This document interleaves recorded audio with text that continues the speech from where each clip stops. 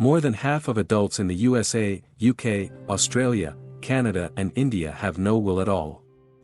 No will means the government decides who gets your money, your home, your children's future, not you. In the next 10 minutes, we're going to fix that. Stay with me. Here's what actually happens when you die without a will. Your estate goes into a legal process called intestacy.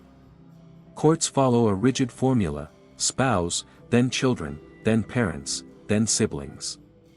If you have a partner you're not married to, they may get nothing. If you have stepchildren, they may get nothing. The law does not care about your wishes. Let's talk about what a will actually does. It names your beneficiaries, the people who receive your assets. It appoints an executor, the person who carries out your instructions. And critically, if you have children under 18, it names a legal guardian.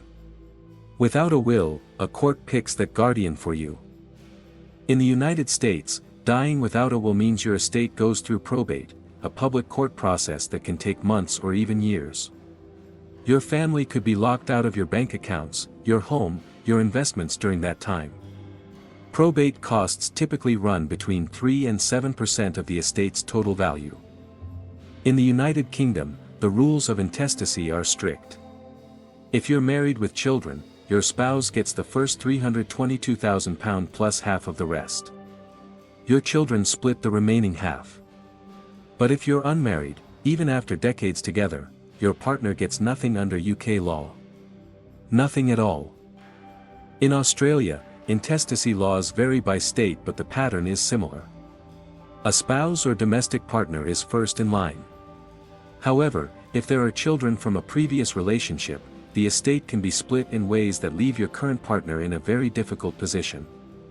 In some states, they may need to fight a court to stay in their own home. In Canada, each province has its own intestacy rules.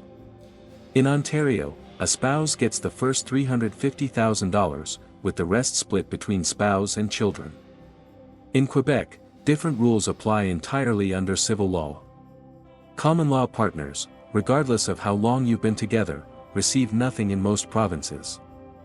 In India, the Hindu Succession Act, the Indian Succession Act and the Muslim personal law all apply differently based on religion and family structure. Without a registered will, family disputes over property are extremely common and can take decades to resolve in court. A registered will costs very little, and prevents enormous pain. So what do you actually need in a will? First, a list of all your assets, bank accounts, property, investments, insurance policies. Second, your named beneficiaries for each. Third, an executor you trust. Fourth, a guardian for any minor children. Fifth, your digital assets, passwords, crypto wallets, social media accounts. These are often forgotten and lost forever. How much does a will cost? In the USA, a basic will through an online service like LegalZoom or Trust will can cost as little as $100 to $200. A solicitor-drafted will in the UK starts at around £150. In Australia, state trustees offer low-cost will services. In India, a registered will costs around 1,000 Indian rupees to 3,000 Indian rupees in stamp duty and registration fees. The cost of not having one.